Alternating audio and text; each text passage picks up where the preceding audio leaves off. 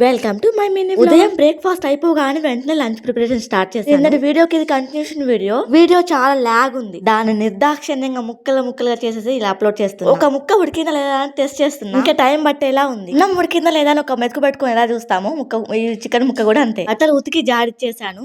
ఉంటున్న ఇంట్లో వండుకొని తినడమే కాదు, ఇది కిరాయి ఇల్లు అని కిరాయి కొంటున్నామని అసలు మర్చిపోవద్దు. అసలు ఉతికి జాడిచ్చాక చూసుకుంటే గచ్చంతా చలికాలంలో శరీరం ఎలా పేలుతుందో ఇక్కడ కూడా అలాగే పేలుతుంది. చీపురుతో శుభ్రంగా ఊడ్చి కడిగేసేయాలి. ఉదయం హాల్ మెయిన్ డోర్ లో ఊడ్చి కడిగి ముగ్గు వేసుకుంటే ఇక్కడ సాయంత్రం పూట పిల్లలు కొద్దిసేపు కిచెన్ లో ఉంటే హడావుడి మొత్తం ఇక్కడే ఉంటుంది. హంగామా మొత్తం పెంట కుప్పలాగా ఉంటుంది కిచెన్ అంతా పిల్లలు ఉన్న చోట. మనం పని చేసేది ఎవరికి కనపడదు, ఈ చెత్త చెదారమే కనిపిస్తుంది. అమ్మో ఇంట్లో ఉంటుంది వండుకొని తింటుంది, పని ఎవరు చేయాలనుకుంటారు కొంతమంది. మనం ఎంత శుభ్రం చేసినా అది అయ్యే చెత్త అది అవుతుంది.